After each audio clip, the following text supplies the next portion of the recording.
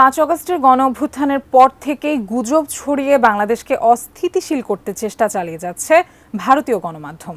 সম্প্রতি দেশটির গণমাধ্যমের এমন অপতৎপরতা বেড়েছে কয়েক গুণ।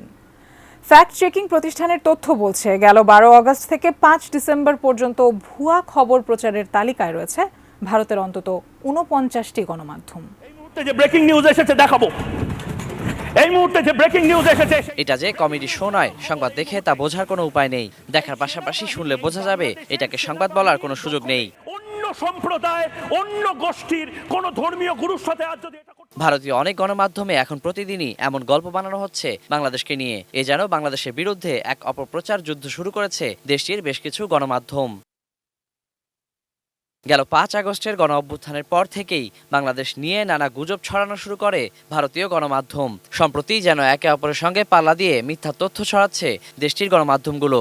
ভুয়া তথ্য, মিথ্যা তথ্য কিন্তু ভারতের গণতন্ত্রের জন্য একটা হুমকি, কারণ এটা শেষ পর্যন্ত ভারতের জনগণকে একটা দিশা হারিয়ে ফেলবে। তারা তাদের নিজেদের হিসাব বুঝতে ব্যর্থ হবে, তারা ভুল নেতৃত্বের পেছনে চলে যাবে।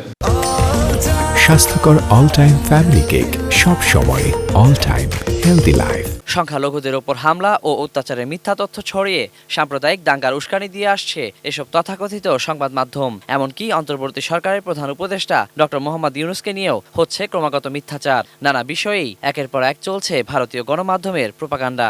এই লড়াইটাকে আমরা যদি গণতন্ত্র লড়াই হিসেবে মনে করি, তাহলে সবার আগে মিডিয়াকে এটার সামনের কাতারে চলে আসতে হবে। বাংলাদেশে ফ্যাক্ট চেকিং নিয়ে কাজ করা প্রতিষ্ঠানগুলোর অনুসন্ধানে উঠে এসেছে এসব তথ্য।